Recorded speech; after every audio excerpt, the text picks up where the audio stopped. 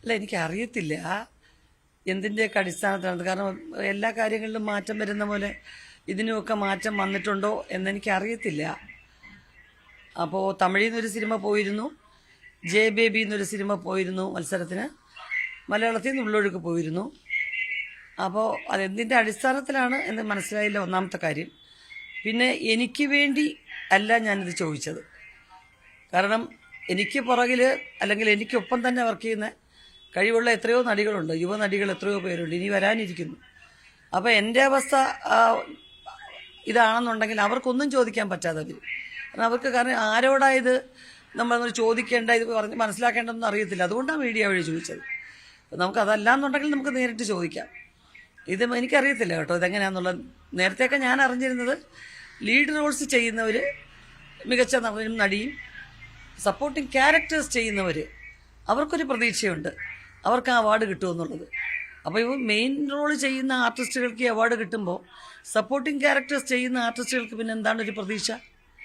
അതുകൊണ്ട് ചോദിച്ചതാണ്. അപ്പോൾ അത് ക്ലിയർ ചെയ്യാന്നുള്ളതേ ഉള്ളൂ. ഇത്രയും വർഷമായിട്ട് ഇവിടെ നിൽക്കുന്ന ഒരു കലാകാരി എന്നുള്ള നിലയ്ക്ക് എൻ്റെ സ്വാഭാവികമായ സംശയമാണ്. അങ്ങനെയാണ് ഞാൻ ഇതുവരെയും കേട്ടിട്ടുള്ളത്. പ്രധാന വേഷം ചെയ്യുന്ന ആർട്ടിസ്റ്റുകൾക്ക് മികച്ച നടൻ, മികച്ച നടിയെന്നും, സപ്പോർട്ടിങ് ചെയ്യുന്നവർക്ക് സഹനടൻ, സഹനടിയെന്നും. അപ്പോൾ തീർച്ചയായിട്ടും അതുപോലെ നല്ല റോൾസ് ചെയ്യുന്നവരുടെ ഏറ്റവും വലിയ പ്രതീക്ഷയാണ് നമുക്ക് അവാർഡ് കിട്ടും എന്നുള്ളത്. അപ്പോൾ അവരുടെയും പ്രതീക്ഷ അറ്റുപോകുന്നൊരു കാര്യമല്ലേ.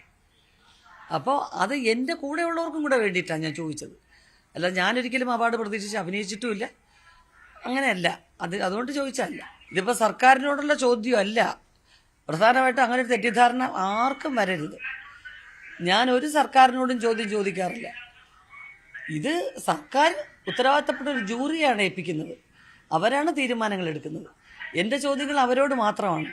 അല്ലാതെ വന്നിട്ട് കേന്ദ്ര ഗവൺമെൻറ്റിനോട് ചോദിക്കുന്നു, സംസ്ഥാന ഗവൺമെൻറ്റിനോട് ചോദിക്കുന്നു, അതിൻ്റെ ഒന്നും ആവശ്യമേ ഇല്ല. എനിക്ക് രാഷ്ട്രീയമായിട്ട് യാതൊരു ബന്ധവുമില്ല. ഇത്രയും വർഷമായിട്ട് സിനിമയിൽ നിൽക്കുന്ന ഒരു കലാകാരി മാത്രമാണില്ല. എല്ലാവരും സിനിമ കാണണം, എന്നെ അംഗീകരിക്കണം, പ്രോത്സാഹിപ്പിക്കണമെന്ന് വിചാരിക്കുന്ന ഒരാളാണ്.